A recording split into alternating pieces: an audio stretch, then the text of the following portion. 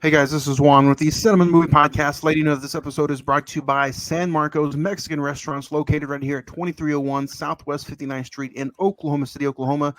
Give them a call at 405-685-7773 for to-go order. And don't forget, Margarita Wednesdays, $5 house margaritas, frozen or on the rocks, or $2 tequila shots. Every day, all day, Wednesday. It's the best medicine to get you through that hump day. And don't forget, great food and even better customer service. And don't forget to let Abel know that the Cine-Men Movie Podcast sent you for an additional 10% off your entire purchase. It's the only dine-in restaurant of the Cine-Men Movie Podcast.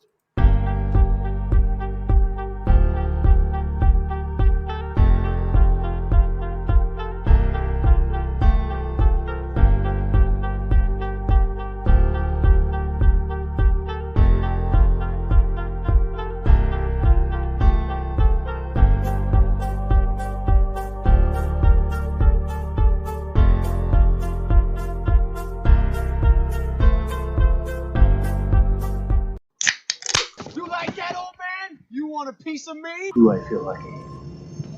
Well, do you, punk? Good morning, Vietnam! I love the smell of napalm in the morning. You're gonna need a bigger boat. I feel the need for speed. I wish I knew how to quit you. Love means never having to say you're sorry. You do? You'll shoot your eye out, kid. Happy Monday, moviegoers. Welcome to episode 214. Welcome to Nightmare on Elm Street 3, and welcome to the Cine-Men Movie Podcast. I'm your host, Juan, and I am joined by the cast, the crew, the good fellas. Ed? Hey, how's it going, folks? Zach? Hey, what's going on, guys? And a big welcome, Cine-Men Movie Podcast debut for Franco. Franco, how you doing?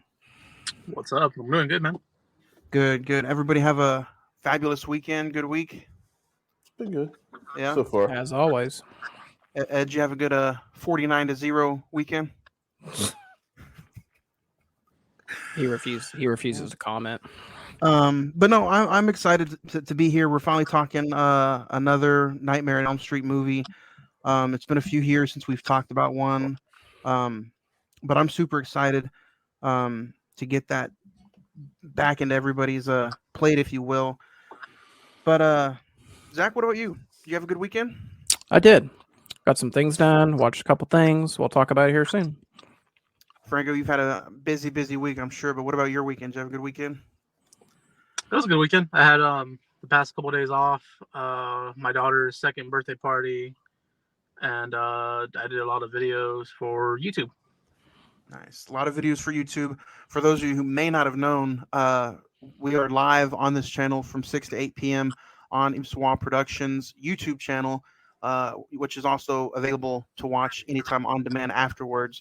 But Franco, why don't you tell everybody the big, nice, exciting news that really has been a week in the works? Last Monday, we were at 1,533 subs. We just hit 1K late August, I think, like the ending of August. And last week, a video blew up, went viral, and we are sitting at 53K and counting. 53,000 subscribers. That's insane. Yeah, a big congratulations to everybody, man. I know it's definitely like been a long time coming. Hard work, and it's always good to pay off. So big congratulations to you guys, to everybody, really. But if you guys have not listened to last week's episode or want to watch it, last week's episode, we talked about Signs. It was the 20th anniversary of Signs. It came out 20 years ago. Really a good in-depth conversation, I thought, about the aliens, the dialogue, Mel Gibson, Joaquin Phoenix. Fellas, any last remaining seasonings you want to sprinkle on that episode before we get into Nightmare? No. No, something I wanted to talk about, but I just slipped my mind, was the sound design in that film is really spectacular. Just the way Shyamalan is able to use,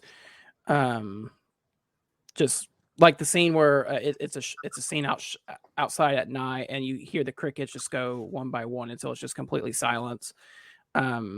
Just shows a craftsmanship on his part. So nice. 49 who? joined by Craig too. Did you have a good weekend?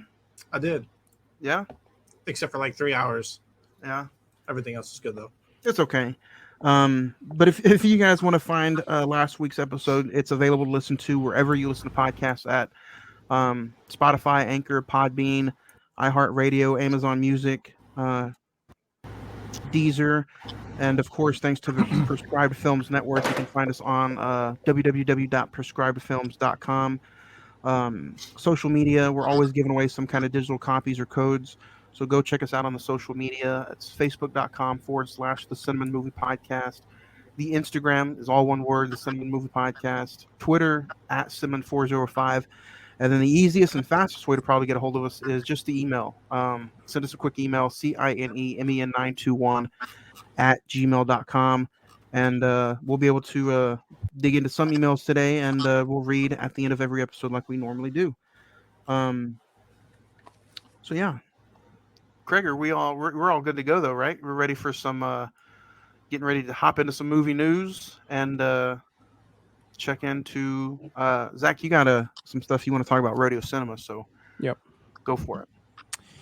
As you guys may or may not know, Rodeo Cinema, our good friends over on 2221 Exchange Avenue, Oklahoma City, Oklahoma, is a good sponsor of ours. It's a non-for-profit art house movie theater in the stockyards of Oklahoma City. Hey guys, it's horror season. They got a lot of cool things going on. You can still see movies such as Moon Age Daydream, Don't Worry Darling, See How They Run, and Pearl. But this week, guys, Thursday, October 13th, they're showing a free community screening of Night of the Living Dead, the 1968 zombie classic. Saturday, October the 15th, Hocus Pocus double feature where they're showing both 1 and 2, and you get to meet the Sanderson sisters.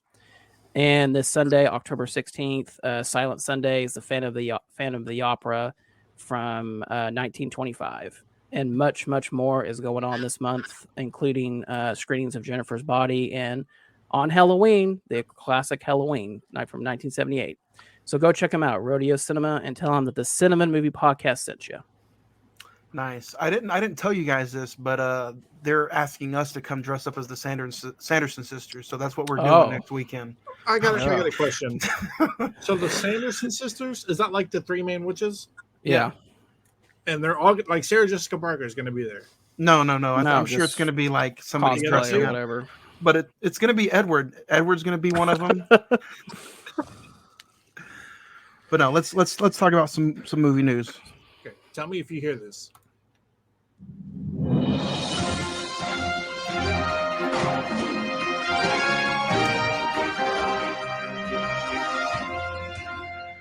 I don't have a lot of stuff to bring to the table today, but if anybody else wants to bring anything, they can. The biggest one that I got. Sorry, I couldn't stop it. I'm sorry.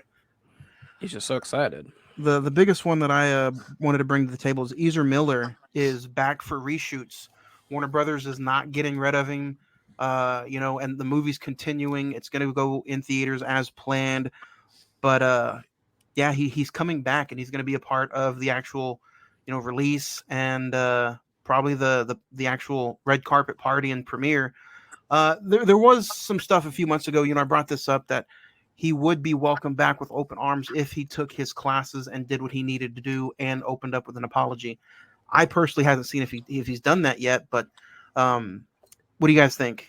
Good. That's what we told Zach he had to do. Good. Hey, good. Well, hey, I'm doing my classes. I'm doing okay. Good move. Bad move. I think bad move. Just because it teaches, like, okay, you can do whatever you want, and we don't care. It's cool, as long as you apologize. It's all good. If you go and just do your thing, it's cool. We don't care. And I mean, Johnny's like, as long as I get to see the Batman. That's so messed up, man. But whatever. I don't get it. I'm excited to see Michael Keaton. I'm not excited about the backlash that's about to come with the Ezra Miller bringing him back. Franco, what about you? You're a huge comic book fan as well. You think it's good? You think it's bad? Or do you think everybody deserves a second and third chance? Everybody deserves a second chance, not a third chance, and this is terrible. Yeah. It's just, I mean, they should have never came back with him. He's doing reshoots. Hopefully they don't keep him for the next one. After that, for whatever's going on after that, hopefully they recast. Hopefully they bring in from the TV show. I forgot his name. I know the TV show guy. Yeah. Grant Gustin. Yeah, there you go. Yep. Zach, good news, bad news? Do you not care anymore? Truthfully, I don't really care anymore, but I don't understand. You have an actor who's clearly not only needs like probably mental help, but just needs to just work out some issues for himself. This is truly your chance just to do like a flashpoint thing and get rid of him and hire somebody else, whether it be Grant Gustin or somebody else. But I mean, I don't know. Maybe they're just trying to save money, and it's already the movie's already shot and done. It's just ready to be released, I guess, next year or whatever. And like you said, Franco, they're doing reshoots, but you know, I mean, maybe they're just doing this one last thing with him or something like that. But I mean, it already seems kind of like a slap in the face to. Maybe it's a contract thing. Like he was supposed to get one film at least, his solo film, and that's it. So I would expect running from the law for like how long? I know. A contract killer, like already. I know. Like not for the mess. Hey, it's not on him if they didn't add those stipulations.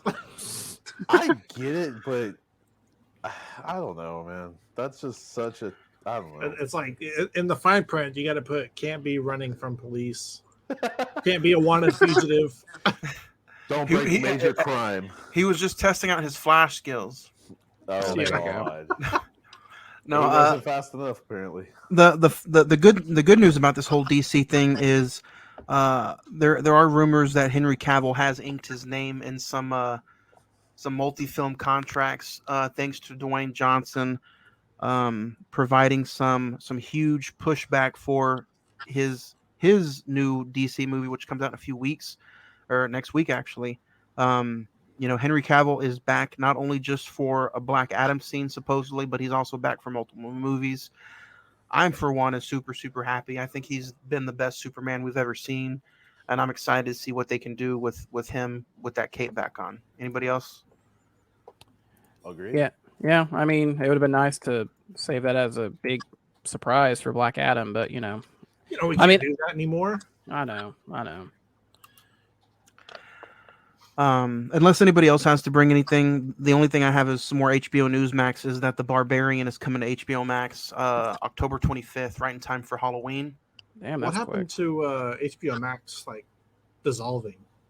That's still happening. It's just they're still like if you go on to HBO Max now, you can see there's a lot of like HGTV and all different types of TLC programming. Yeah. So. But they still but what I don't understand is that, I don't know if you guys ever saw like the little teaser for The Last of Us, the adaptation for the video game. It's still an HBO Max series due to be released next year, like early next year. So I guess we'll see. So we have some comments right here on the if you guys are watching us on the YouTube channel here. First Omen prequel is coming. I did not know that. Anybody excited for the Omen? Has anybody seen the Omen, Zach? I've seen the remake. I haven't seen the original. Damien? Yeah. Damien, yeah, there you go. They also intrigued with the Running Man remake. Arnold Schwarzenegger movies getting more remakes. I like it. As long as they don't remake the classic Jingle All the Way, I'm okay. Jingle All the Way does not need a remake. Because it's a classic. It is. Okay, as long as we agree.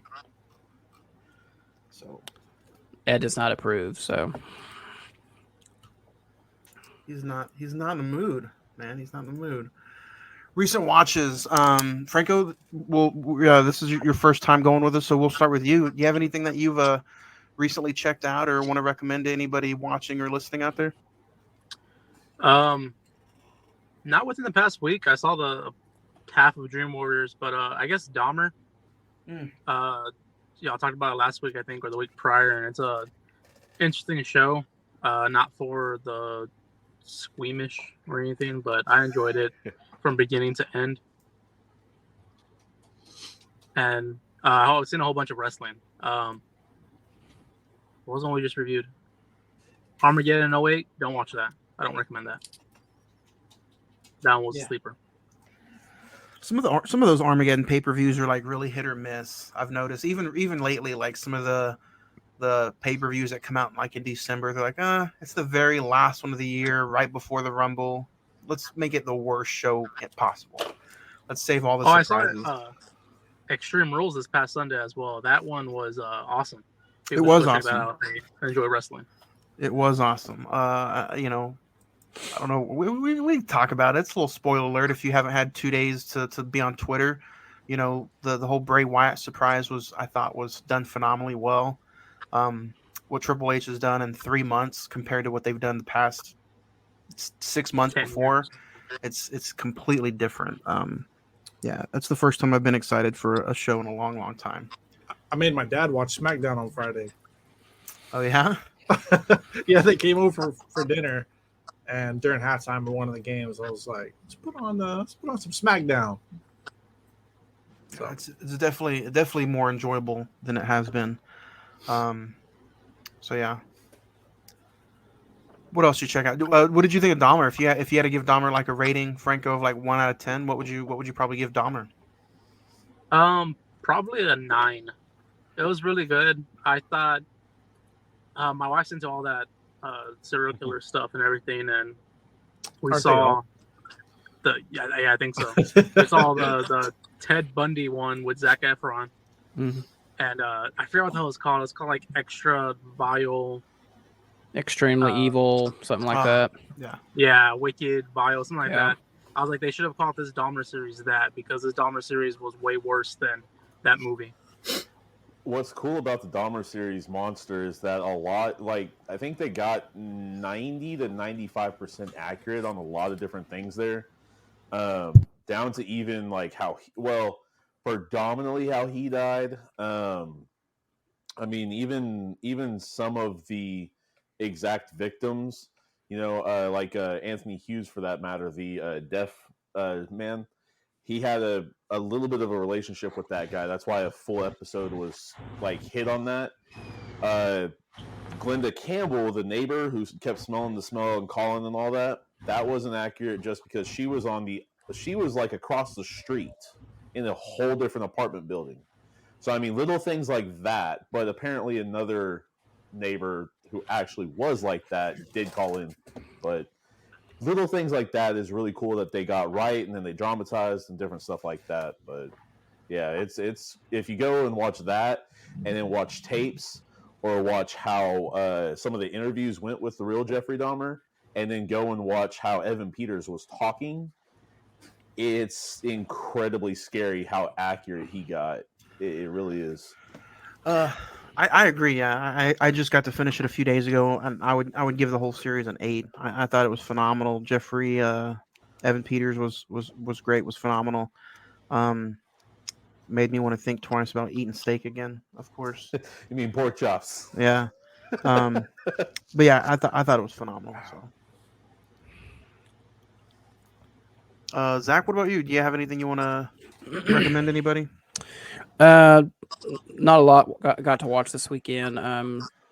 Caught up on She-Hulk. I'm the newest episode behind on House of the Dragon. The only 2 movies I got to check out was I did my rewatch of Halloween Kills. On the rewatch, I like it a lot more, truthfully. I just kind of watched it as is, and I wanted to see what David Gordon Green was just trying to do with it, and it makes a lot more sense what he was trying to do compared to the first viewing. And starting my little Denzel retrospective, or just kind of watching some of those movies to get ready for our top 5+5. Watch Flight on Sunday. Excellent movie. If you guys have never seen it, it's on Netflix till October. Man, he should have, like everything Denzel does, he should have won an Oscar for that. He's truly incredible on that. Zach, that'll lead into mine. We talked a little bit that Sunday morning, made me want to watch Flight, so I did as well. I forgot the actress who was in Yellowstone was in that movie. Yeah, Kelly Riley. Yeah. She did a great job. I really enjoyed the movie. I checked out The Fly for a recent episode of Friday the 14th podcast, so you can go check that out on this YouTube channel as well. Shaun of the Dead, Nightmare 1 and Nightmare 2, Nightmare 3. Did you HBO Max it up, or just? I got the box set. What about Hellraiser, the new Hellraiser? Did anybody check that out? I've heard good things about it. I thought it was really, really good. It was gory. It was everything it was supposed to be. It makes you want to go watch some of the other ones, even though some of the other ones are kind of terrible. But I think the director's vision on this Hellraiser was just phenomenal, and I think it was a strong movie to build from if they want to add anything to it. Um, and then I checked out Edward Scissorhands and like I said, Flight. And then there was a little football game on. I watched little games this weekend, but that was it. So yeah, pretty pretty busy weekend. Craig, what about you? Checked out some football games over the weekend. Ended up finishing House of the Dragons, catching up with that last night. Zach, you're caught up? Except for last night's episode, yeah. Oh, okay. I won't say anything. I enjoy it for a prequel, kind of where it's leading and everything. I think. Did the time jumps bother you?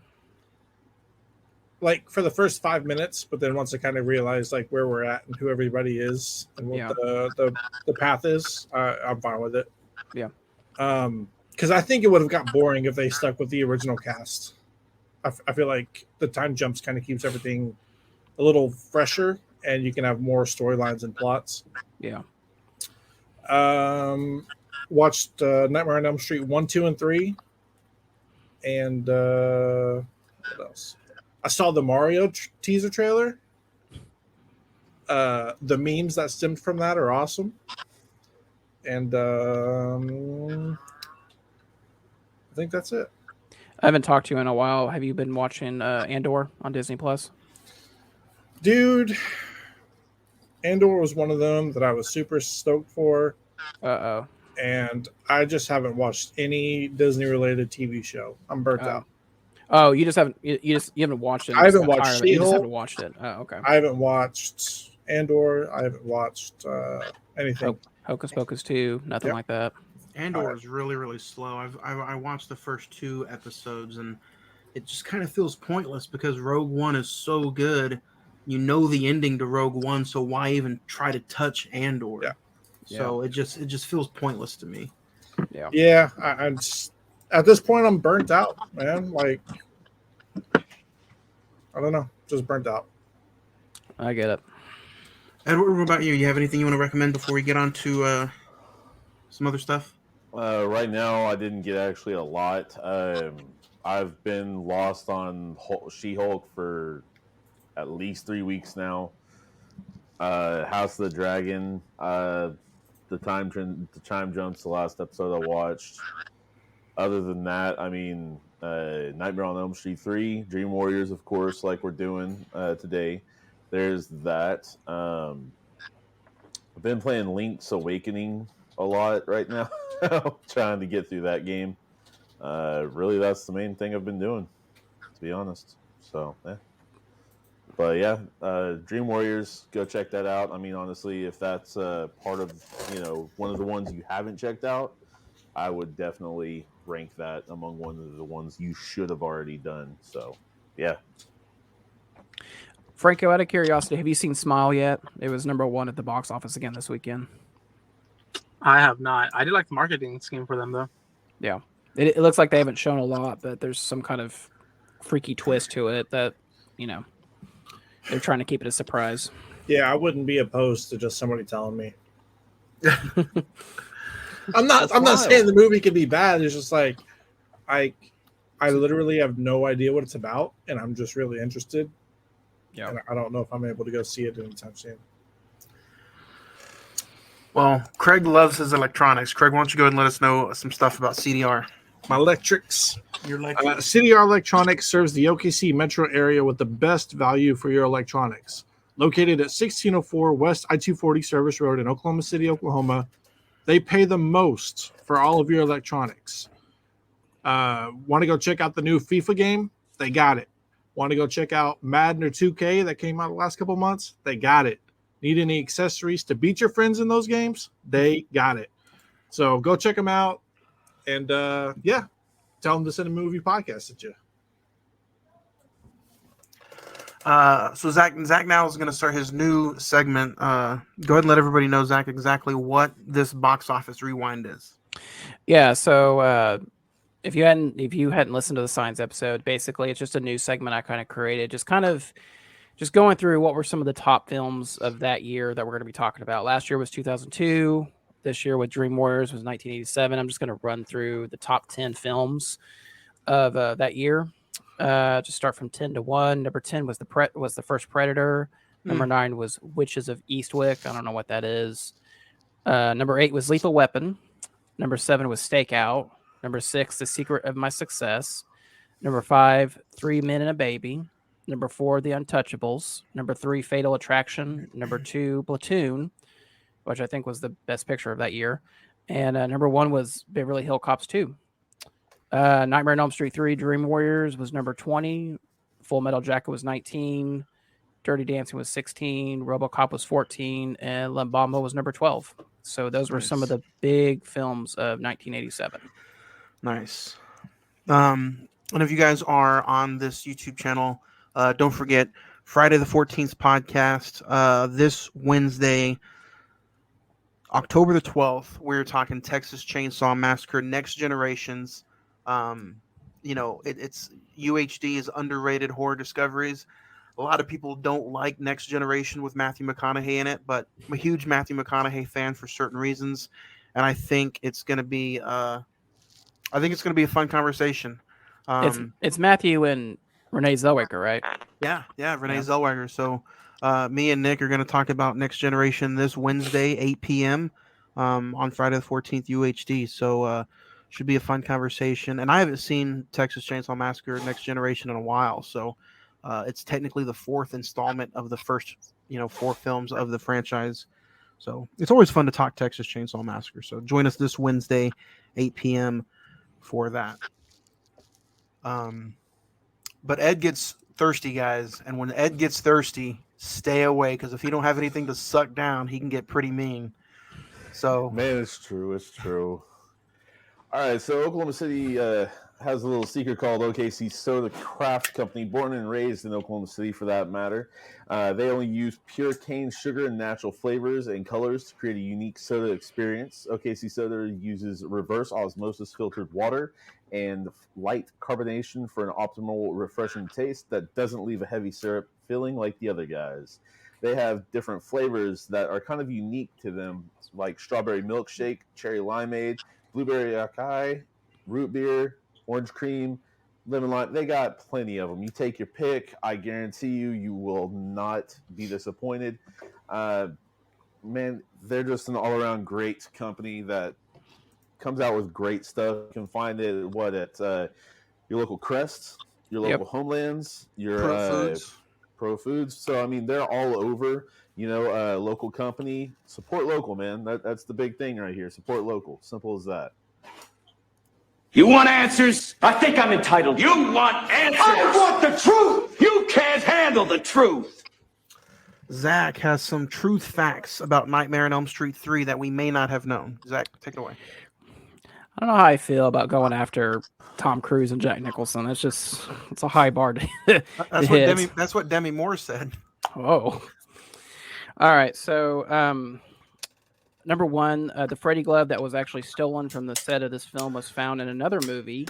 It's hanging on the wall of the work shed in Evil Dead 2. It's right here. Oh, there it is, right there. Jennifer Rubin was told by some of her fans that her character of Taryn had caused them to quit drugs, and the actress is very proud by that fact.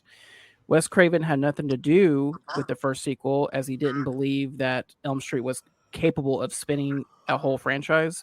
The success of the second film, outgrossing the original, convinced him to come back. And first writing credit for Oscar-nominated writer and director Frank Darabont. Dang, nice. Okay. Nice. Well, now it's time for our favorite and most deared segment that we have. And ladies and gentlemen, it's time for the top 5.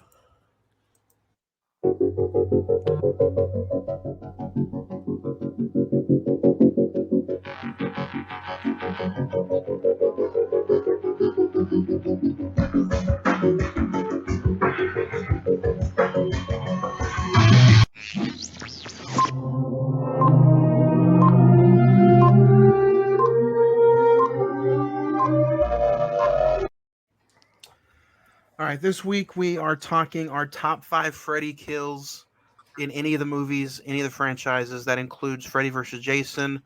Yes, I'm going to also. Yes, I'm also going to include the Nightmare on Elm Street reboot with Jackie Earl Haley. If you want to choose anything from that movie, you can also choose anything from Wes Craven's New Nightmare. So any of those movies, your favorite 5 Freddy kills.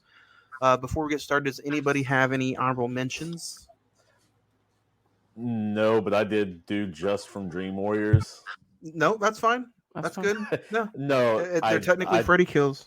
I thought it was Just Dream Warriors we were going with, so that's my bad. I'm gonna rapid fire through mine right quick. If nobody else has any, I just have 2. Julie's death from Wes Craven's New Nightmare. With the little boy in the hospital, she kind of gets the remake kill from the first one, and then Freddy's actual death in Freddy's Dead: The Final Nightmare, which is Nightmare 6. So we'll start with number 5. 5. Zach, do you want to kick us off with number 5? What's your number 5? My number 5 is going to be. You could really make an argument that it's not really a death, but it's actually his death. Freddy's death from Freddy versus Jason. That whole last segment of just the brutality of Freddy and Jason going at it, just Freddy putting the knives into Jason using the machete on Freddy. It's just a very graphic, bloody fight. And by the end of it, the heroine gets to chop his head off. So, obviously, if you've seen the movie, you know exactly what happens, but I think it's a worthy number 5. So nice. Franco, would you like to go next? Number 5 for you. I got Kristen's death from Dream Master 4, episode part 4. It's where the quicksand, she gets sucked into the quicksand, is in the boiler room and thrown into fire.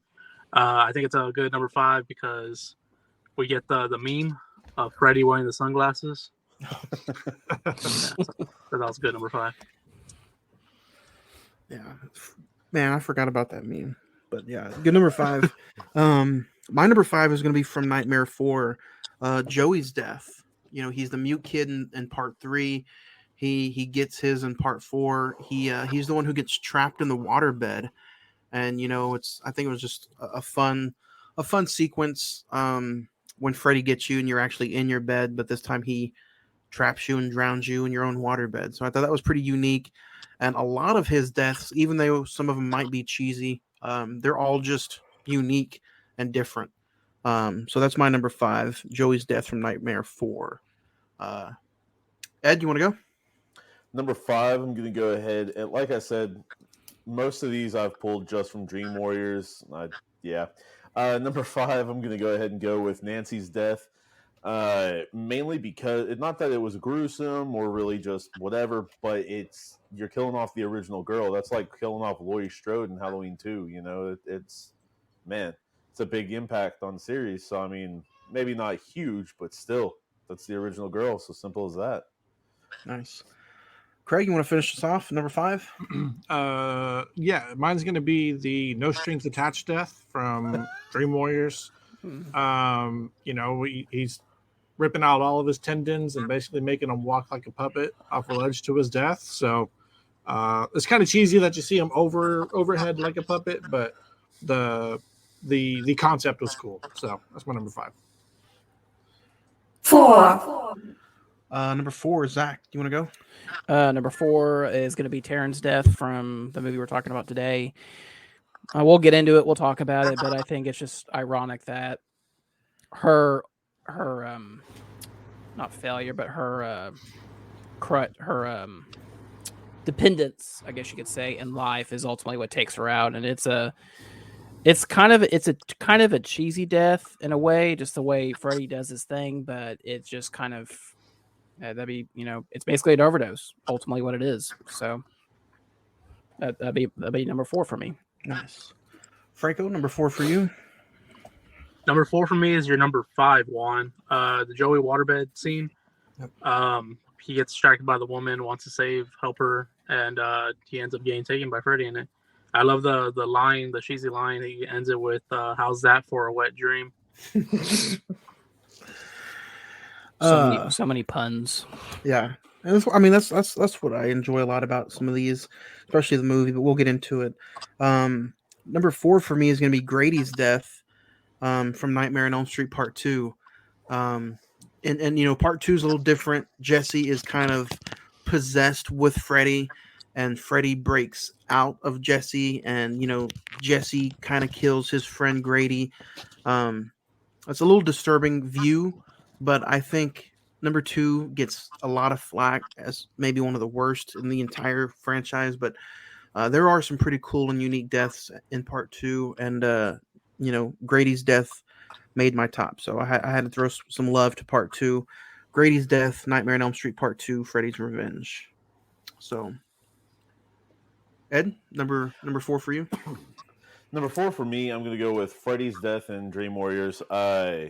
Whenever it's kind of a double, for that matter, one side's doing one thing, the other side's doing another. You've got, her dad and her coworker over there killing him with, coworker basically killing him with holy water as well as a cross. She's going ahead and stabbing him with his own glove, different stuff like that. So I mean, it kills her eventually. So my 5 and 4 are back to back, but it gets rid of Freddy for that movie at least. So yeah. Craig, number 4. My number 4 is going to be Glenn's death from the original. It's not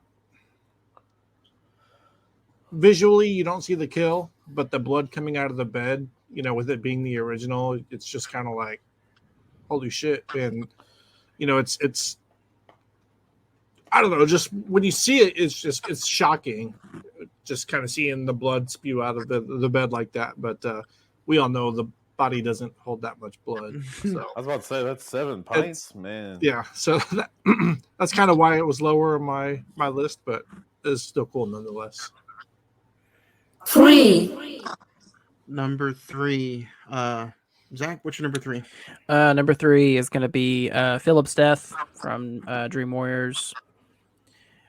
A terrible way to go with your veins basically used as puppet strings. I can't even imagine. Probably we'll get into it, but I think it's probably the most creative deaths out of all the ones in this film. But we'll talk about it here in a little bit. Franco, number 3 for you. Number 3 from the Dream Warriors, I got Jennifer's TV scene where she gets Freddy's turned the TV and she basically gets taken into it. Welcome to prime time. Damn it! Yeah, I was waiting. I was hoping nobody would say it so I could do it. Stole my thunder. That's a good scene. Number 3 for me is going to be Tina's death from Nightmare 1. It's technically the first death you ever see Freddy do. He's not really in the room with her when it happens, but she, it's the scene where she gets dragged out of bed, rolled up across the ceiling, and he does what he has to do, and Rod gets the blame for it. But seeing that out of anything, that being the very first kill of the franchise, technically was just a phenomenal scene, and it sets the tone for what these movies are going to do. So, highly creative scenes, and it's from the OG. So Tina's death, Nightmare 1, my number 3. Edward, number 3, Franco. I'm going to follow you up with that. Jennifer's big break, big TV break for that matter. She went right into television. Simple as that. I mean, hey, Literally, and she electrified the crowd. So, could you imagine them trying to do that today in a flat screen? I mean, I can imagine it. There's no room for that tube TV. Just there's a certain zenith about it. Yeah. It does. So yeah, Jennifer is my number 3. Nice. Well, I'm following you too. It's just cheesy enough and gruesome enough to because when you see Lawrence Fishburne kind of come in and he sees the death like that and the body's just hanging from it. It's a solid kill, but the punchline's what got me. So that's my number 3. 2. Zach, number 2. Number 2 is going to be Tina's death from the original film.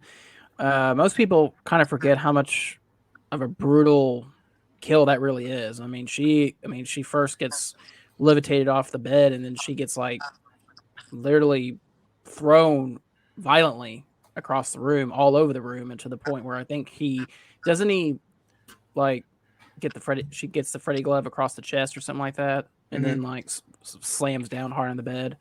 That's a very brutal, violent kill and worthy of a top 5 Freddy death.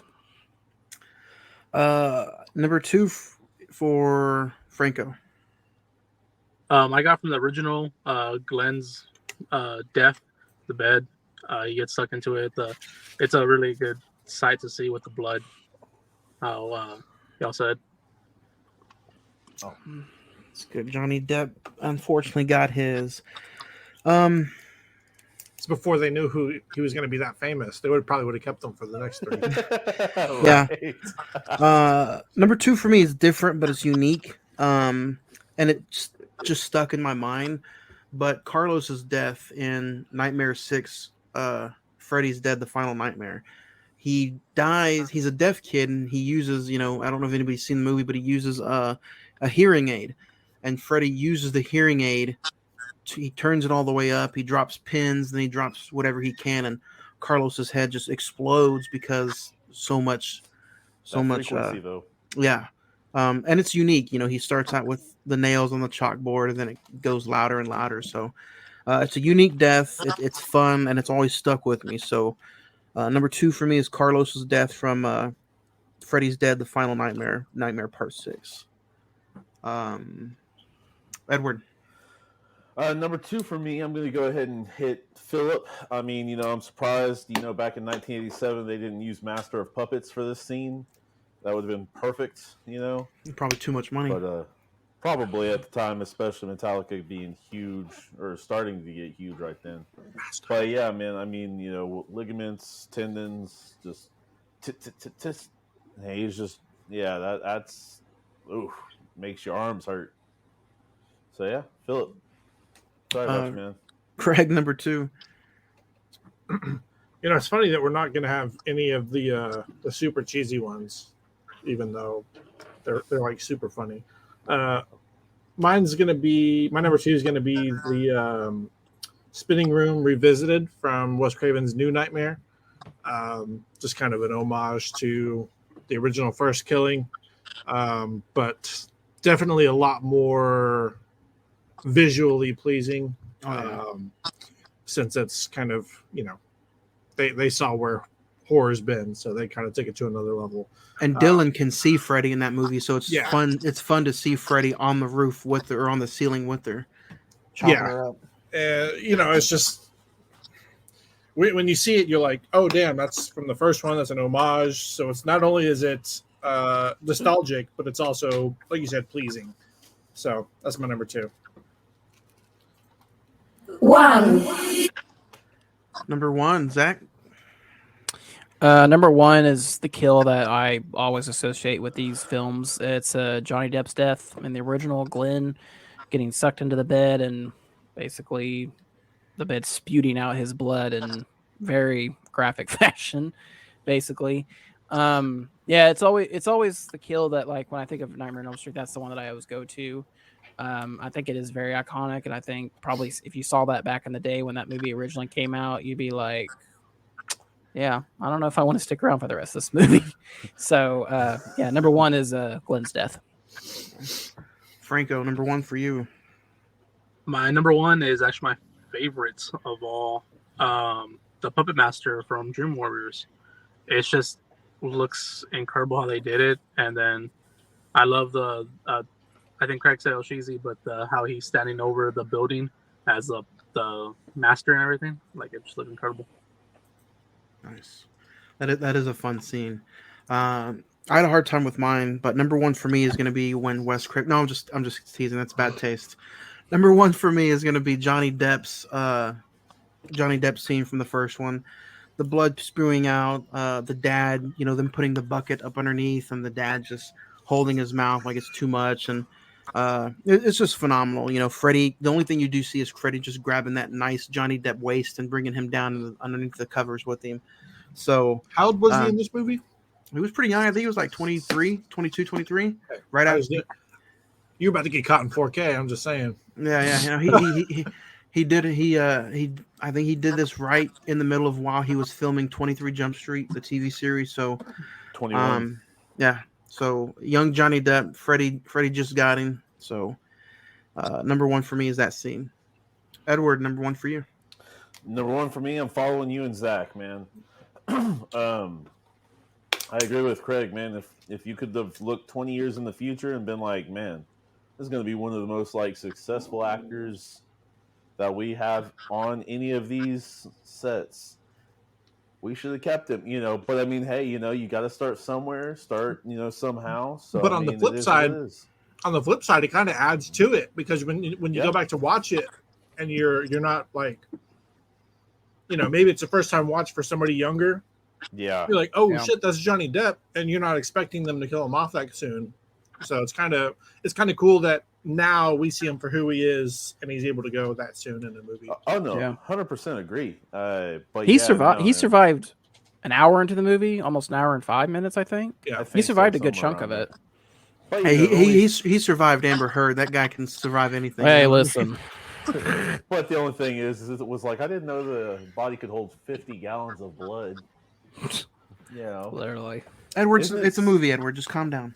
Isn't it still like one of the top like fake blood usages ever? Probably between that and Carrie, yeah. Carrie's pretty bad. Yeah. My number one is going to be the first kill. What's her name? Tina. Yeah. It's the first one you see. You know, you're kind of you think a guy with claws is just gonna, you know, swipe it and be done with it, but no, he's dragging her and you can't see him. And for a movie in the 80s, it's just as visually pleasing as the new one in the early 2010s. Was it come out in 2012? 2010. 2010, yeah. Yep.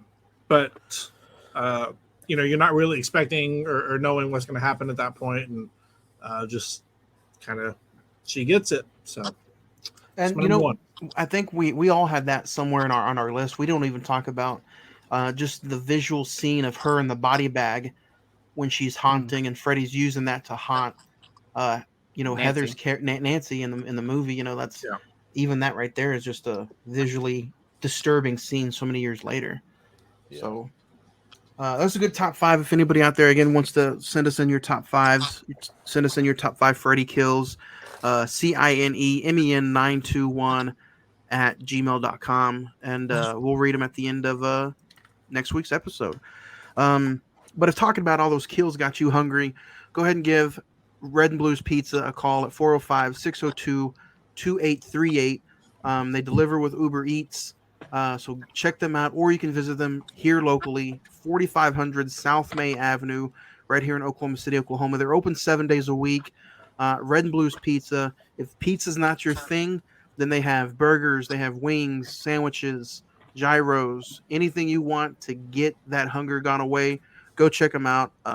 It's great pizza, great price, and they also have cinnamon sticks. So don't forget, go ahead and get you a dab in those cinnamon sticks, and wash it down with some cold beverages, some OKC soda in there as well. Also, they have brand new cheeseburger pizza with 4 different cheeses, beef, pickle, and all different kinds of toppings that you'd want on a cheeseburger, but on a pizza. So go check them out. Let Myra know that the Cine-Men Movie Podcast sent you for all your pizza and hookup needs. It's the cheesiest. It reminds me of that Cheez-It commercial. I want to be the cheesiest. So go check them out. But what we're talking about today, Nightmare on Elm Street 3, Dream Warriors. IMDb currently has it at 6.6, Rotten Tomatoes at 72%, the Metascore is at 49%, while the Google users have it at 93%. With a budget of $4.3 million, this movie grossed a little over $45 million at the box office, with a February 27th, 1987 release. A familiar killer with a knife welding dream demon, Freddy Krueger helps teens at a mental hospital battle with their psychopathic killer Freddy invading their dreams. This movie is, I don't know, for some reason, a lot. I mean, I can see, we'll get into it, but it's considered one of the best sequels of the Nightmare franchise. Yeah, $45 million. That's good. And a February release. That's kind of unique for a horror movie. Take your Valentine's date to go check out Nightmare on Elm Street 3 back in the day. Starring Heather Langenkamp, Robert Englund, Craig Watson, Patricia Arquette. You also have Lawrence Fishburne in there. John Saxon returns to play Lieutenant Thompson. And the story is by Wes Craven, but it's directed by Chuck Russell. So, we usually go through and talk director talk, and we will mention some of the movies that he's done. If anybody wants to name a favorite, go ahead. He's done. He started with Nightmare on Elm Street 3, The Blob from 1988, The Mask, Eraser, Arnold Schwarzenegger. He also directed The Scorpion King, which we've talked about. And then his recent movie, 2016, he directed I Am Wrath with John Travolta. Anybody want to name a favorite movie from Chuck Russell? I'd probably say The Mask. I think that's just like if you grew up in the 90s with Jim Carrey, that's just one of those that's just like on a pedestal and it really can't be touched. So, what about you, Ed? Yeah, I'd probably either say that or Dream Warriors, one of the two for that matter. But you can say The Scorpion King. We had an awesome conversation about it. No, that'd probably be number 3. I think that would be 3. I like that. So yeah, no, 1, 2, 3 right there for me. So yeah, I would have to say it's a tie between The Mask and Dream Warriors. Two different distinct movies, but they're both memorable and fun. So, what about you, Franco? The Scorpion King, mainly just because of The Rock. The Rock. Craig? I can't hear you, Craig. I'm mute. The Mask. No. The Mask.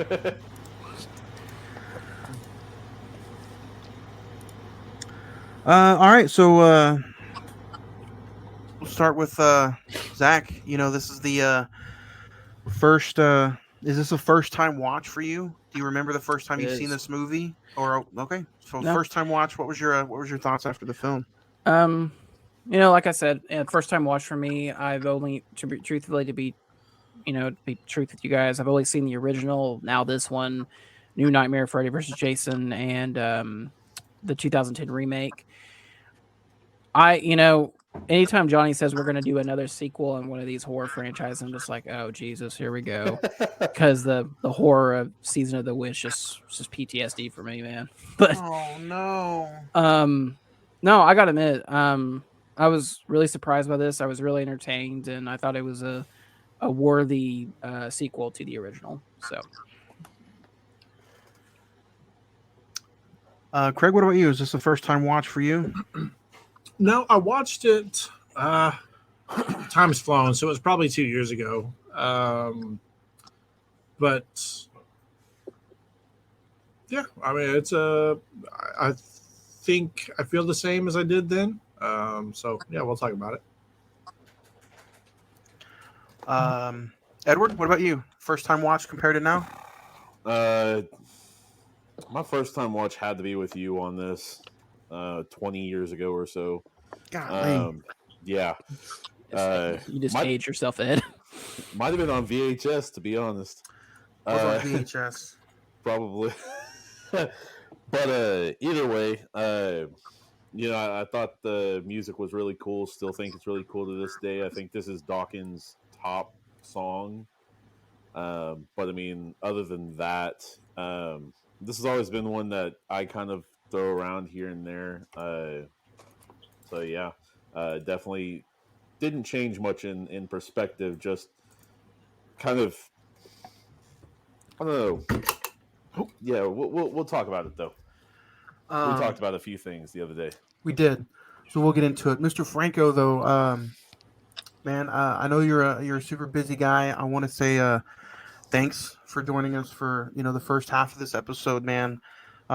Again, for anybody who's maybe just now tuning in the 55-minute mark, um, last Monday to this Monday, man, over 50,000 subscribers now for this YouTube channel. It was a fun top 5 list, but I want to ask you, man, what's next? What do you want to do? Like, say you do reach, this channel reaches 100,000. What do you want? What's next? I have no idea. Just keep pumping out content. I still do the wrestling. Go to other wrestling shows. Hopefully, start getting a pay rate for going to those wrestling shows now. Yeah. And just keep up pumping out content with all of us, with y'all, pumping out movies every week. The bonus episodes when we all had them. Friday the 14th, every single week, new movie, and then the deep dive. Just pumping out content from every brand that we have associated with us. Maybe we can get old Mr. Gregory out there to push out some sports content. Yeah, more than welcome to. If y'all, I heard you talk about that a few weeks ago. If you want to do it on the channel, you're more than welcome to. Nobody's taking me up on that offer, though. Hey, anything you want to do, push it up. And Craig, if you have somebody that wants to join on, push out some content, like you said, I think sports would do great. And now 50,000 subscribers, the sky's the limit. All it takes is that one. So, man, I want to say thank you for joining us. It was a great hangout. Always more than welcome to hop on anytime. Thank you. And thank you for the opportunities that we've been able to put our ugly mugs on this YouTube channel. So I just want to say thank you for having me, man. I'm glad to actually finally make my debut on this. I've been saying the past 3 years all we need is one video blow up, and 3 years later, here we are. One video blew up, and everything went haywire. But thank y'all for being on. Thank y'all for continuing to help grow the brand and everything. I really appreciate it. Absolutely. All right, I'll catch y'all later. See ya. See ya. Have a good one. Good week, good film. Diving into Nightmare on Elm Street 3. You guys can check this out currently on HBO Max, so go HBO Max it up. It's also on Tubi for free, so check it out. The opening house scene, guys, I thought was a pretty cool scene. And just like Signs last week, we're gonna probably jump all over. We're gonna have a good discussion about the film. I first seen this movie probably right around the same time I showed you, Edward. I probably shouldn't have been watching this at like 7 years old. But it was funny to me, and this is the first one where you get Freddy as a comical guy. Where he starts shooting out those one-liners, and he starts to be funny with all of his kills. So this is really the first film that he starts doing that in. So yeah. What's interesting is that he doesn't really talk until he does the "Welcome to Primetime" line with Jennifer.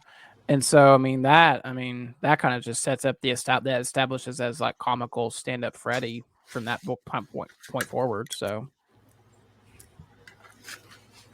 yeah, but yeah, the opening sequence I think was very, it towed the line really well between nightmare and reality, as Patricia Arquette's character, Kirsten, was running through the house, and I don't know about you guys, but the whole when she picked up the girl, and you could clearly tell that it was a doll that she was carrying. I was just like, guys, can we just like have some scenes where they kind of cut and she's actually holding the girl like the real girl? But I don't know. But it still did its job though.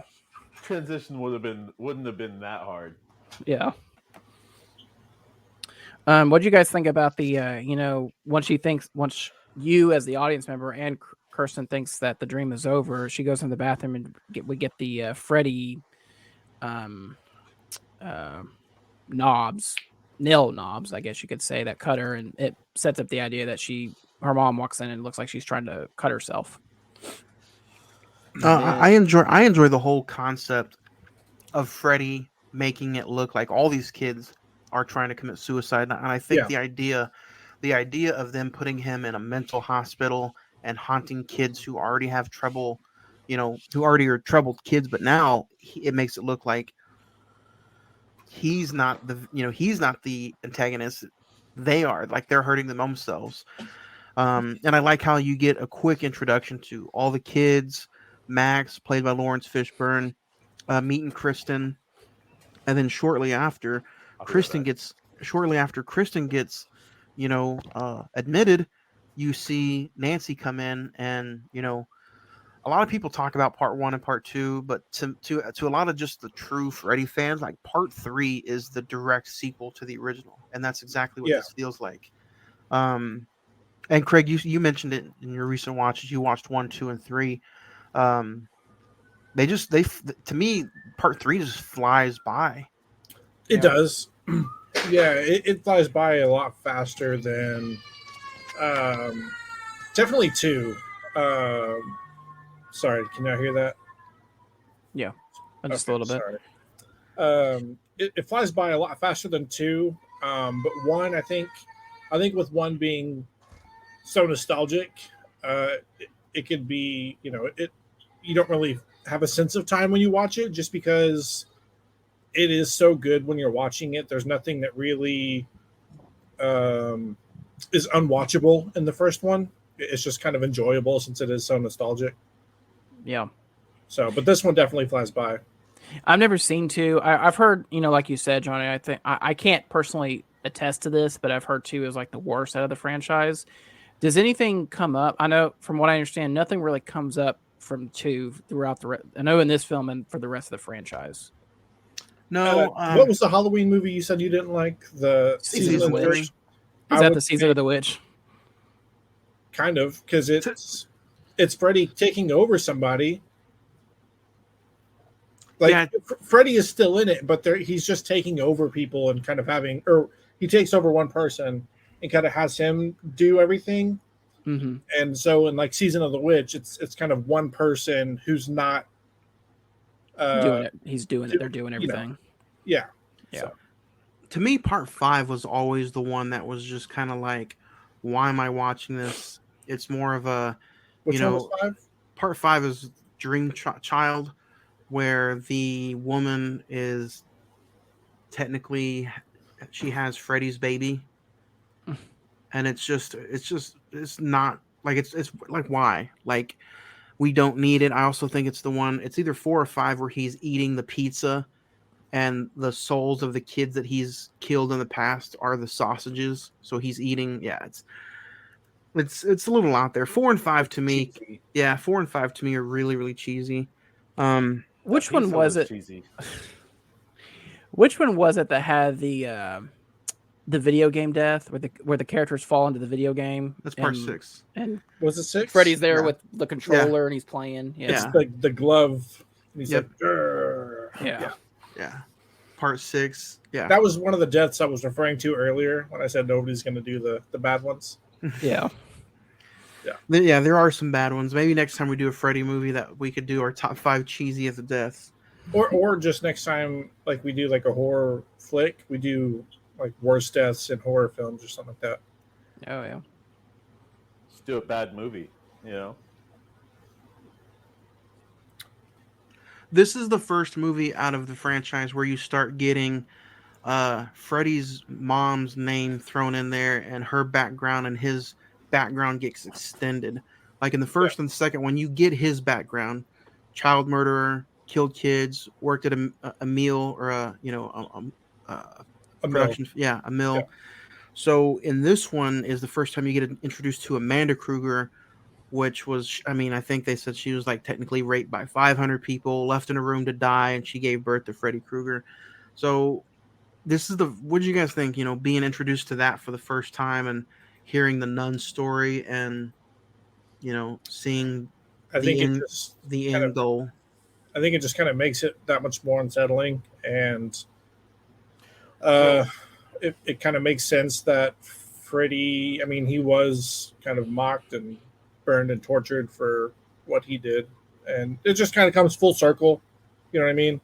Like, she was burned and tortured, and so he's kind of doing the same thing. But then you've got kind of why did she appear anyways? In the third movie, it's kind of like, okay, was it because she, I guess, worked at this hospital and all that good stuff? Was it that? Was it because she wanted him to finally be put to rest? There's questions you can ask yourself in fantasy book for that matter. Um, but Well, it states why she was there. That ghost, the nun. Technically, I mean, I don't know if it says it in the movie, but the nun was Amanda Kruger, the ghost. yeah, So she worked up, or the room where she got raped was up in the by the bell tower. yeah, She took Neil, right? That's his name, Neil. yeah. She took Neil up into the room and said, "This is the room where it happened at." Well, I mean, like, So was that the reason that she just like, hey, it's time, or I don't know. It's kind of just questions like why. Like, I get what made her come out. Don't get me wrong, but like, why now? Her first opportunity or whatever. because it's But 1987, it's part of the movie. exactly. But you've got that part of it, which lends a hand to a lot of different aspects of it, as well as like you didn't know that was her until pretty much the last of it, if Yeah, I'm not mistaken. yeah. One of the last scenes, you see Neil look at the grave, and you see Amanda Kruger's. Because you automatically think something's wrong at the what was it, Philip's funeral, when Neil's just talking over by the tree to the nun, and it's just like, okay, Nancy comes up and she's gone, and she's like, oh, okay, who. Yeah, it's like, okay, this is he's going crazy too. I wanted to bring this up because I thought this was pretty interesting how the deaths were laid out. You get four main deaths. You get Philip's death, Jennifer's deaths, not Amanda, Tara's death, and then Will's death, and then Nancy, the dad. But I wanted to bring up the two most popular, unique, entertaining, and exciting deaths. I know that's kind of bad to say, but the most two unique deaths are back to back with Philip and Jennifer. To Yeah. me, right after Jennifer's death, the movie dragged just a little bit, even though it was an hour and 40-minute movie. Like, I still feel like there was 15 minutes where I'm kind of like just holding, nodding my head, just kind of, okay, can we get on with the bar scene? Do you guys agree? Like, I feel like those two deaths should not have been back to back, especially with how popular they are so many years later.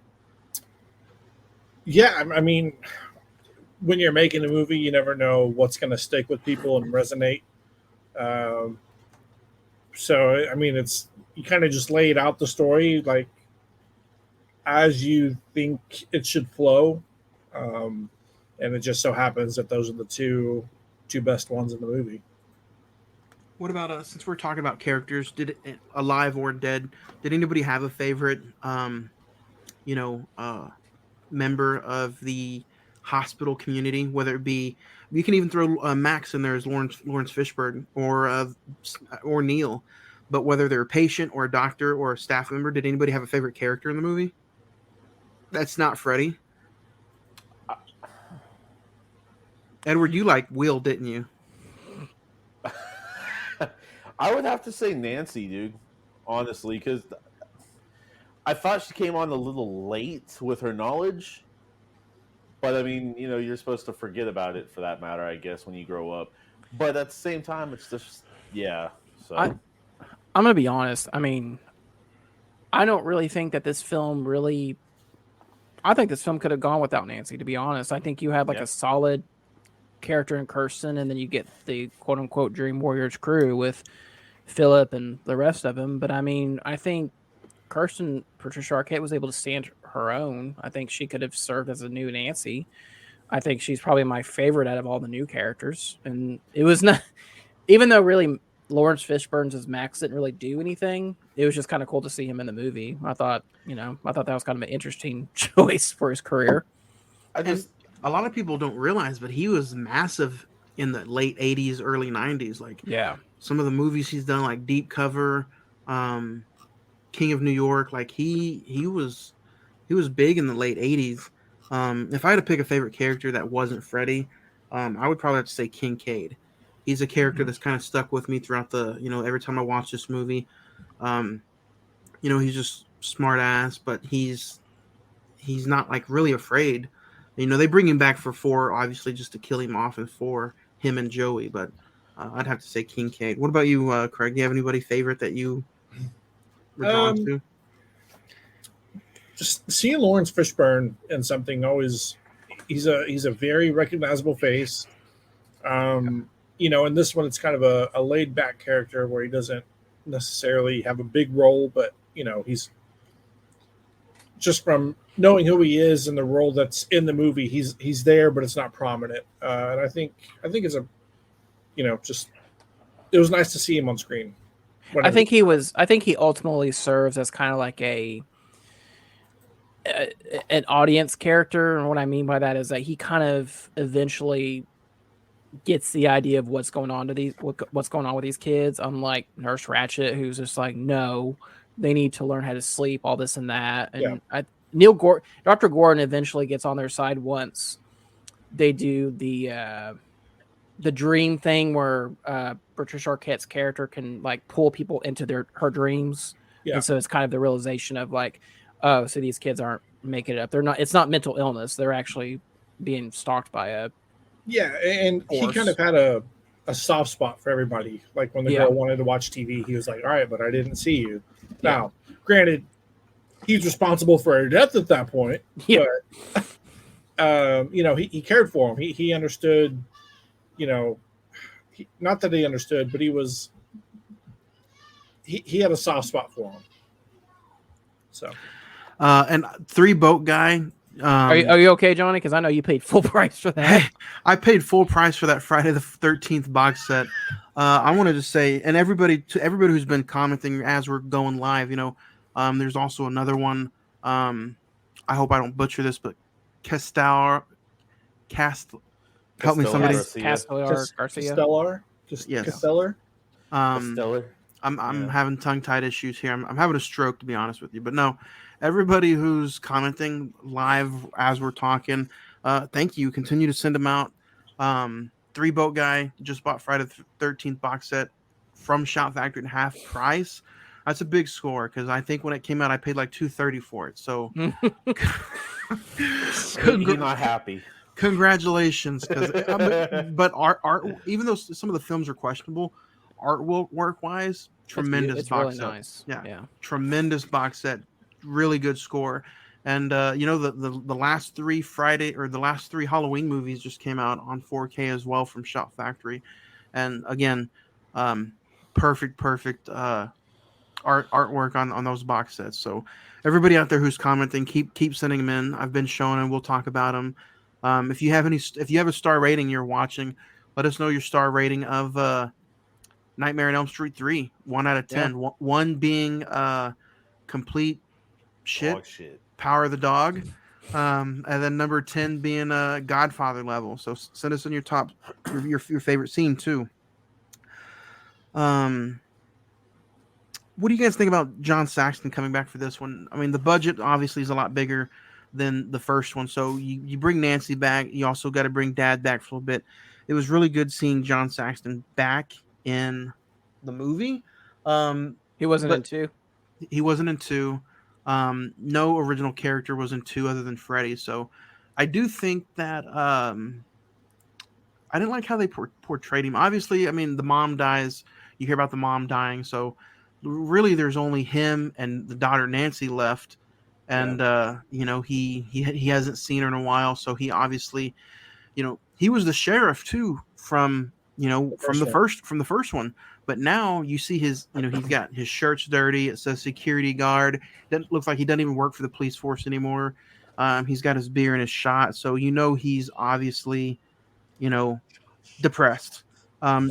Seeing the dad come back, were you guys okay with it, or did you not need it? Well, I mean, to know where his remains are, I guess that was kind of a necessary addition to it, and that might even be a big part of why they brought, you know, Nancy in, not to be the main girl anymore, but for that he was the last one that knew where the body was, right? Apparently so. He was the last one alive of the Elm parents that participated that night, I guess. Yeah. A fateful night. And I would agree. I think Craig said it or Johnny said it. The bar scene,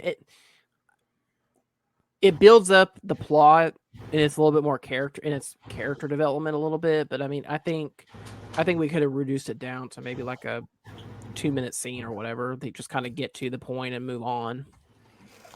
Yeah, there are definitely some scenes that probably could have been taken out. I feel like this movie being an hour and 36 though is fine, but I think if you drop it down to literally 130 or 129, I think it still would have went just as smooth. Yeah. So me and Juan already discussed this over time we got to hang out for a few hours couple days ago. But I want to ask you two this: did y'all two kind of get not boring tired, but tired throughout the movie here and there? I mean, not necessarily. I watched it late at night anyway, so it's kind of. Anytime I watch a nightmare movie, I get tired. We were kind of just discussing that because we were watching 2, I think, and or was it 1? I can't remember. I don't either, but yeah, it was just kind of a nodding in and out kind of thing, and it's not necessary because the first I think I've watched this 3 times this past week, and like the first 2 just because like I kept falling asleep during it, and it kind of ticked me off. So I was just like, come on, man, you just love HBO Max, man. 1, 2, Freddy's coming for you. That's why. It's not boring, but yeah. Kind of looking at my notes, it's almost kind of it's interesting that like you get, like you said, Johnny, you get the 2 best deaths with Philip and Jennifer. Yeah. And then it's almost, I can understand how someone could get tired because they just throw so much backstory at you. You get the quote unquote, they're the last of the Elm Street children. You get Joey's nightmare with the hot nurse. You get, just so much. I think that's everyone's favorite nightmare. But I think it's just, they're throwing so much at you, you just can't really take a breath. It's just, let's just kind of just slow down and just kind of let the kids reel from what happened from the last 2 characters and just kind of set up more stakes as before we go on to the next death or whatever have you. Pork chops. Yeah, pork chops. What do you guys think of the group session gone wrong where Joey that's the scene where he does get, he falls into his dream / his nightmare, and then Nurse Ratched shows up and, she's shaming everybody, and that's where Nancy, she gets dismembered or disbarred from her job. Yeah. I felt like that scene was probably maybe 2 minutes too long too. I understand, setting up the Dream Warrior aspect and, hey, these guys can take down Freddy because they are now proven in their dreams they can really do anything. Yeah. And I mean, again, I respect the whole idea of them bringing that up in this one, but if you look back at it, they never bring that up again. Well, I will say, like, I kind of want to argue that point a little bit because it's even like Kincaid states in part of the dream with I didn't really like question anything. What are you trying to challenge there? With Joey, when he finally talks, he's like, you found your dream power. So it's just like, can they do anything, or is it just kind of they're keeping themselves to one thing? Because I mean, basically Jennifer or Kristen is basically a gymnast. I mean, she's real limber now, and Kincaid is real strong, or at least decently strong. Joey can talk. The wheelchair guy gets his wizard powers. He turns into Harry Potter. Kind of, sort of D&D. That's the worst part of the movie. Oh, you didn't like the metal out spiked wheelchair that comes after him? That was funny, but the whole wizard shit, I was like, what is this? Dungeons and Dragons? I didn't see those are the 2 deaths that I didn't care for either. Like, even though the Terra death was cool and the kill was cool because she got it, but I didn't like the 2 back to back. Like, to me, that really made them feel like, they're just throw off characters. They're not really. Really, Will doesn't even die. Like, he doesn't die in any special way. He just gets like stabbed in the stomach or whatever, like a normal Freddy death. It's not nothing. Sometimes it's the little things though. I appreciate a Freddy death like that. I will say, Tara's death felt a little bit like a Saw death. Oh yeah. Because he like in Saw, he set up traps specifically for people and what their addiction was or whatever. I think it was Saw 3. Past was Oh, part whenever- 2, where part he gets 2 where with she the gets thrown into the pool of needles. Oh, yeah, like yeah. he has a trap set up for everybody's addiction in that one, and Yeah. this death kind of it really felt like a Saw death. It felt like the deaths were specifically designed for each character. So I will give them props on that. They might not have been as good as some of their deaths in the films, but I like how they were designed for the person. Yeah. Well, I think ultimately their deaths are related to their dreams. Ironically enough, Philip, he's a puppeteer. He dies in a very gruesome way with his veins as puppets. Jennifer wants to be famous. She dies through a TV. Will wants to walk, and ultimately that kills him. Taryn wants to become clean and not be drugged, and she You're gets a an wizard, overdose. Harry. Yeah. So I mean, I think, like you said, Craig, it's very appropriate how they're very smart on the writing on how they kill these characters off. And then the sores on Terra, for that matter. Ooh, that Don't they become like little faces or mouths or something like that? Mouths. I think they were mouths. Feed me. I've got to say, I think the 3 deaths probably were Tara, Philip, and Jennifer, for that matter, that were the most like creative. Just because, go ahead and finish why you think they were creative. Well, I mean, you like Craig said, you've got each tailored for them, if you will, but at the same time, like the mouths or whatever those were with Tara, the ligaments, tendons, whatever. Oh, that looked painful. And then just him coming out and just shoving her into the TV. That, oof. You know what? You got a foot there. You know what? I went like this, sir. You know what? One of the deaths sounded like that would have been interesting to see, but was just mentioned and not shown. Was when Sam was talking to Nancy, or not Sam, when Neil was talking to Nancy about how a few weeks ago they had somebody get a razor blade and cut off his own eyelids just to stay awake. Yeah. Like, just the mentioning of that, like that sounds like something that could like really be traumatizing. I'm not saying I'm not saying I want to see something like that, but yeah, you do. I think it would be cool to see in a Freddy movie. Give me everything. It would be fitting. It'd be very fitting. Something else I kind of appreciated with this film is that they blend the psychology aspect of it, where they're in a mental institution where they think, oh, it is suicide. These kids are suicidal. That's why they're here. And doing the research of this film, there was an uptake in teen suicide in the late 80s. So I thought that was kind of like a ripped from the headlines. We're gonna put this in our film, but also kind of, I mean, midway through it becomes like a religious conjuring type thing where they have to get the bones and put holy water on it in order to stop Freddy, and they think that's what's going to stop them temporarily, obviously. But what do you guys think of the ending? I mean, obviously finding the bones, sprinkling the water, the stop motion skeleton, all the kumsa stuff they have to do to the bones. What do you guys think about that? Ed, are you okay? You sound like a big ass choo-choo train. Anyway, what do you guys think of the whole, the bone collecting with Freddy's death, but yet he gets one last hoorah by killing Nancy, which is the main character. She's the franchise guy. They kill her off in just the 3rd movie. And she already said it herself. She was not going to do another one unless Wes Craven came back.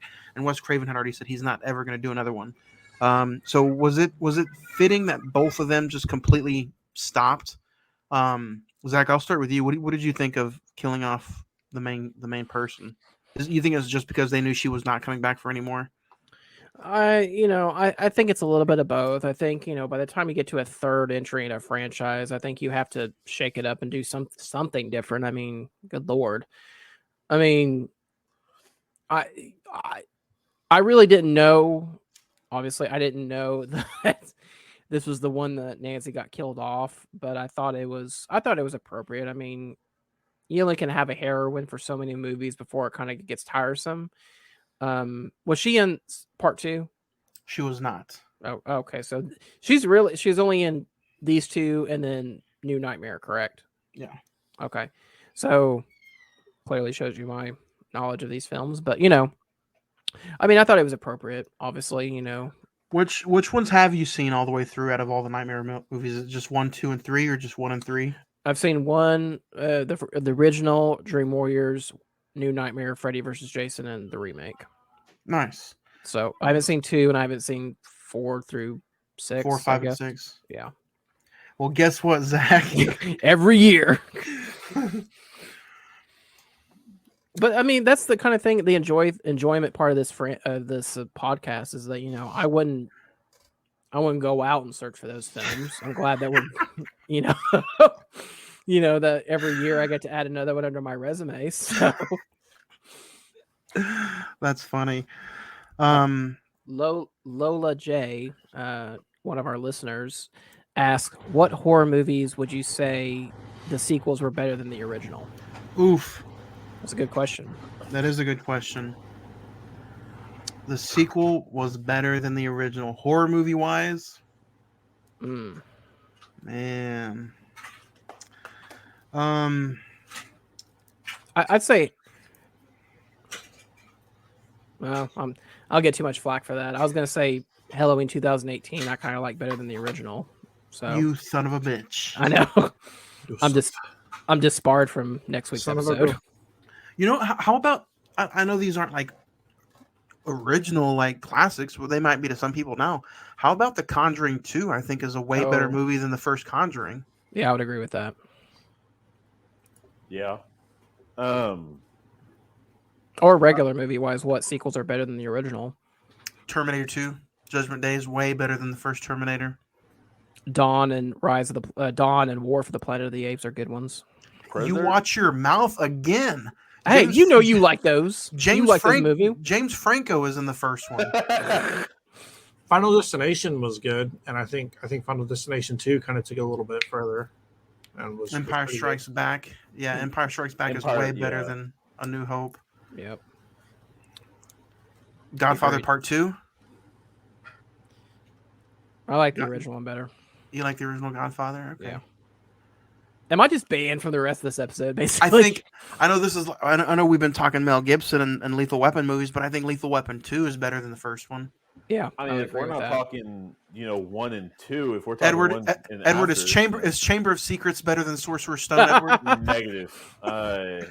Zach, is Two Towers better than the first Fellowship? Oh man, that's hard. It is. I would say. I don't know. You'll have to wait for a review in December to ask me that question again. It does a lot more than Fellowship. Fellowship's a good foundation, but it does a lot more that's pleasing. Yeah, I would agree. Zach's the King Kong fan. Yeah, I would agree that the Peter Jackson one is better than the Jessica Lange one and the original. Yeah. And the technology for the original King Kong was ahead of its. Yeah, that's true. Yep. Yeah. Top Gun Maverick.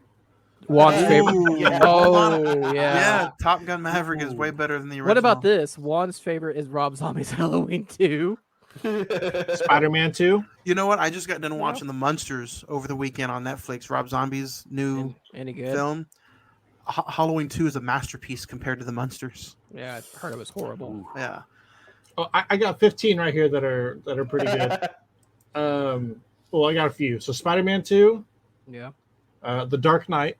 Oh yeah. That's Jackass number 2. Jesus. Rush Hour 2. The first one's pretty hysterical. Shrek 2. Yeah. The first Shrek one's pretty good. Yeah. What is Look Who's Talking To up there? Bad Boys 2. Okay. No. Bad Boys for Life is pretty good. Yeah, Bad Boys 2, even though it's really girthy, it is better than the first one. And then a Very Brady sequel. I don't know. Does anybody get out know? of here.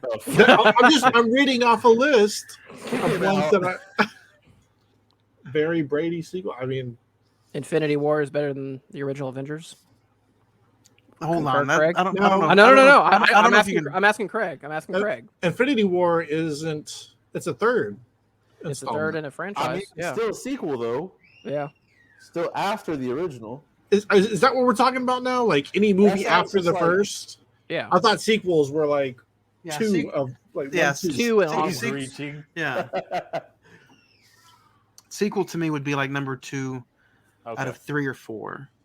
Okay. Some of you guys can't Fair count. on What movie kept you on the edge of your seat from start to finish? I loved Apocalypto from Mel Gibson. It was incredibly underrated, I think, because of the controversy surrounding him at the time. I know you hate this movie, Ed, but the rewatchability for No Country for Old Men. I mean, I think that's one that's really. You better get that 6-star film out of here. First off, 7. First off, be accurate. It probably went down for you since it's. Would Infinity be yours, Craig, or Endgame? I mean, if we're doing anything after the original, it's Infinity War. Is that also I mean- a film that kept you on the edge of your seat? Oh, Let's see. edge of my seat. From Mel Gibson. Or just any Apocalypto. film that kept you on the edge of your seat. Yeah, Infinity War kept me on in the theater, dude. In the Oh, yeah. theater, that was the best initial watch that I've ever had. Honestly, if we're talking just Mel Gibson, I still need you guys to go check it out. But Ransom, like literally from the moment the kid gets abducted until I'm not going to spoil the movie, if you haven't seen it, but until the end, like Ransom kept, and it's continues still kind of keeps me on the edge of my seat. So I would say Ransom if I'm going to go with Mel Gibson. Dunkirk was one that was a very on edge of your seat in the theater experience for me. Look it up. Lola J. Ransom to me is top tier Mel Gibson, especially when him and Rene Russo, who plays the wife, they get into an argument. Yeah. It is currently not streaming on anything. Lola J, we are enjoying your Lola J. We're enjoying your conversations. What is your favorite war movie? I really enjoyed Apocalypse Now, the original with Martin Sheen. Technically, that might not have been a war movie, though. Yeah, I mean it's considered a war movie. Technically, it's a Vietnam War film, basically. Oh, Apocalypse! Yeah, Apocalypse Now. Yeah. Yeah. Let me guess what yours is, Johnny. Saving Private Ryan. That's like a go-to. You have to. I think Platoon, Saving Private Ryan, Hacksaw Ridge. It's top tier. Saving Private Ryan probably does not get any better.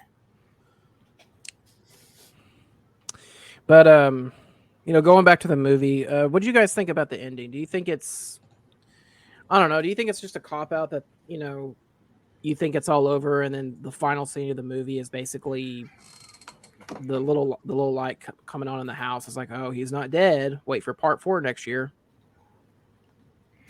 I didn't like the Freddy death. I felt like the bones, digging up the bones, destroying all that, the holy water. I feel like that's a good kill for him to be completely gone. Like that's something you do in the final movie.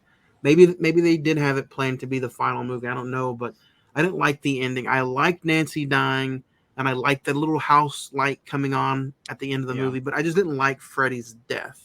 I would have found a different way to try to destroy him. Doesn't he? He dies differently in every single film, doesn't he? Of course. I mean, so it's just like, at the end of the movie, it's not over.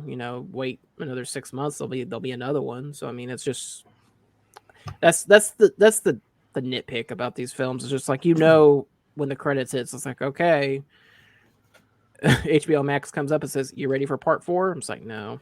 Hey man, look. The thing is these are they all on HBO Max, Zach? 4, 5, and 6? I think so.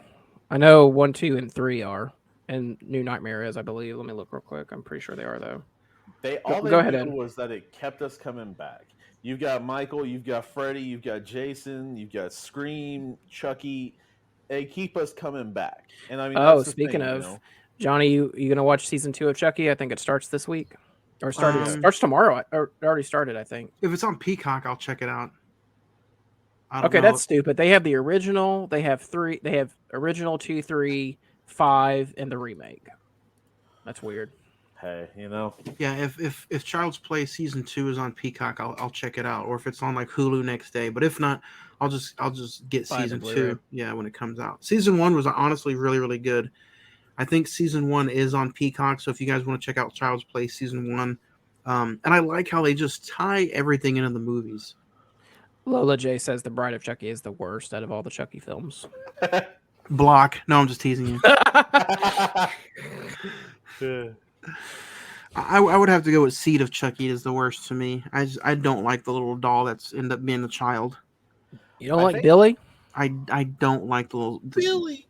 No, I don't like the Seed of Chucky, Method Man, Red Man being in there. Ed, I know those are like your idols, but I just don't like those at all.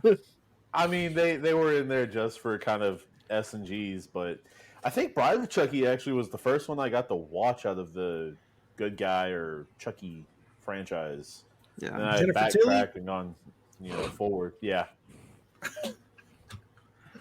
What do you guys think of just Freddy Krueger in general? Like, like I said, it's been me and Ed talked about the original one in 2018. Other than that, we've never touched a Freddy movie since then. What do you guys just think? This is the movie where he starts becoming a little bit more goofy and a little bit more comedy-like, a little comedical. You guys enjoy Dark Freddy from 1 and 2 if you've seen it, or do you like him being a little bit more comedical starting with this one? Man, for me, it's a mix. Because, I mean, I like the comedy sides and kind of the creativity for that matter. Nope, that's cop out. I didn't ask that. I didn't say you can have mix. I'm going to do it. No, I'm just kidding. Go ahead. Honestly, I think it's kind of depending on. I guess it depends on which films you start out with. It's kind of like the who's your favorite James Bond, that argument. But I mean, like if you grew up, Never heard of her. If your original film was the original, then you probably like the dark, sadistic Freddy. But if you watch 3 or on, whichever ones you watch, you probably like the punny, funny, cheesy Freddy. And so I think they can mix well in together. But I prefer the dark, sadistic Freddy just because that's originally what he was supposed to be, I think. No, yeah. And I mean, honestly, I don't... Craig, what about you? I don't know. It's kind of... I think they could honestly go deeper into the two and mix them, and it would be better for both.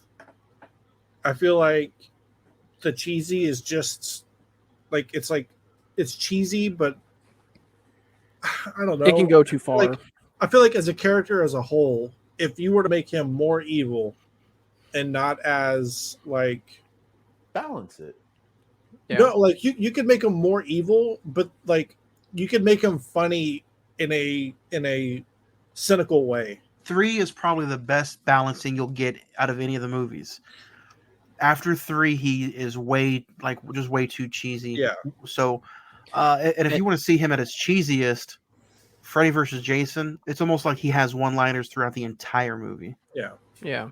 But that's what 2000s wanted. 2003, yeah. But by the time you get to Wes Craven's New Nightmare, he's basically a demon, pretty much. Like even the makeup is just a lot more like darker, sadistic, and like more menacing. Yeah. So I guess Ed's dog has an opinion about the matter. So Yeah. Favorite scene? Mine's gonna be the puppeteering scene. Puppeteering. Zach. I'll say Philip's death, and then I'd say that's probably like the biggest highlight of the film is because when he races out of the bed and you just see those tendons, it's disgusting. That's the Johnny Depp kill, I think, of this movie. Yeah, I would agree. Philip's death and Jennifer's death are the highlights of the movie. Ed, what about you? Same. Philip, yeah. I mean, Philip, and then a close second for Jennifer, just because, they're the creativity of those two. The prime time, bitch. Those are funny. Hey, the first pun he does. That's the one that stays throughout. It's more memorable, just because it's funny. You can use that one-liner to people. But Philip's death was the best. All right, Edward, start us off. What's your star rating for this movie? I'm going to give it a 7. Really like it. Definitely watchable or rewatchable for that matter. But yeah, Craig? But no country. Okay.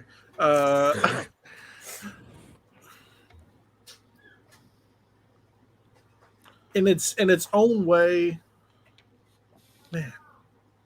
Hey man, at least this got 7 this week. You know. Yeah, I'm gonna go. I'm gonna go 8. I enjoy it. I enjoyed the watch, and I was gonna do like a 7 beforehand, but talking about it and kind of just the way everything was built for the cast, death wise, I think it makes it stand out above the others, except for one. Yeah. I just think I hold one in high regards. But as for everything else, I think it takes it a step above by making everything personal for the kills, and I really like that. This one for me is gonna get a 7. How Ed made his 7 seem glorious and perfect. My 7 is gonna be like almost like an it's fine 7. Like honestly, I don't mind it. I think it is probably the better one besides 1 and maybe 7. 7's really favorite for mine, and I think 6 is underrated. But I'm gonna give part 3 a 7, just because it does drag for me a little bit after Jennifer's death. And then I do think, I do think it could probably be cut down maybe 6 or 10 minutes. But when he starts showing his comedical side, that's where I kind of start losing just a little bit of interest. This is a good movie, but I don't think it's as good as a lot of people say that it is. Yeah. At least I didn't feel that on this time around. If the kills weren't personalized for the people and kind of using their mental illness or addictions against them, I don't think this movie would be as high for me. It'd probably be like a 6, but the fact that they were able to incorporate some thought behind it, the thought behind the kills, it raises it up for me a little bit. Zach? You know what? I'm going to let you guess what my star rating is because it's my first time watch, and I'm not. You know how I am about sequels of horror movies. I'm going to say a 6. It's a 10, 6? dude. Yeah. What do you think, Ed? 5? Yeah, Cinco. I said Craig? 5. I'm going to give it a 7. Nice. I thought it was, like I said, it's a lot better than I thought it was going to be, especially since like going into it, you hear about the hype of like this is the best one since the original and all this and that, and I thought the pacing of it went by really quick, and truthfully, I thought it was a good watch. So good first time watch for Zach. Lolo J gives Nightmare Part 3 a 7. I think she was saying 7 to Zach, saying it was yeah, just like Lolo. What would you give it? Yeah, would it be a 7 or? We'll wait for her response. Ed's in a haunted house here.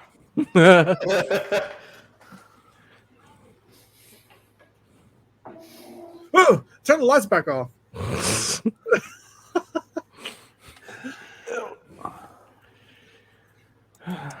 While we wait on any kind of response, though, next week, next Monday, October 17th, we're talking Halloween Ends. You can see it in theaters this Friday or go check it out on Peacock. October 17th, Halloween Ends. The week after that, October 24th, The Bone Collector, a thriller from Denzel. And then we finish the month of October with Halloween 4, The Return of Michael Myers. Every year we've talked at least one of the original sequels from that franchise. So this year continues. Halloween 4, The Return of Michael Myers. Wait a second. The Bone Collector with Denzel? Yeah. I thought we were doing the one with Shia LaBeouf. What's that one? I was seeing a movie called The Bone Collector. No, that's the tax collector.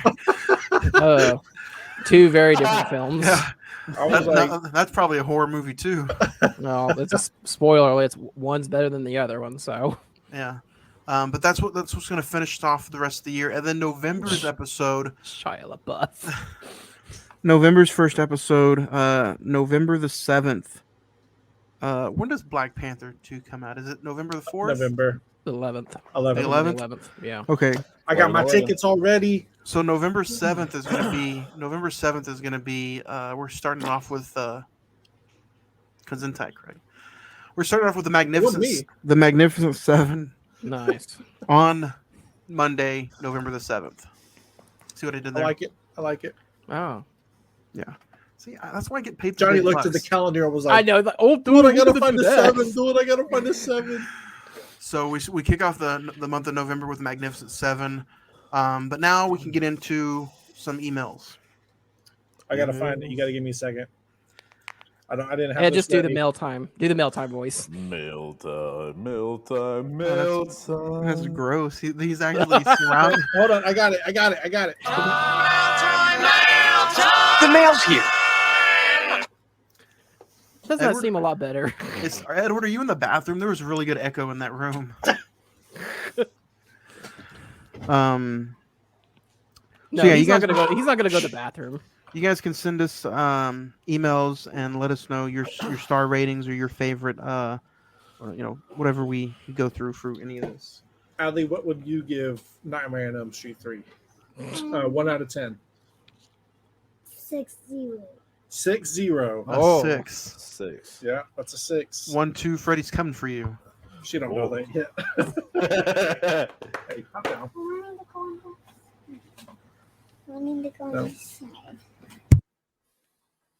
So, Brian says Nightmare 3 has always been my favorite Freddy movie. I can't wait to hear y'all's thoughts on this. I would have to give it a 10.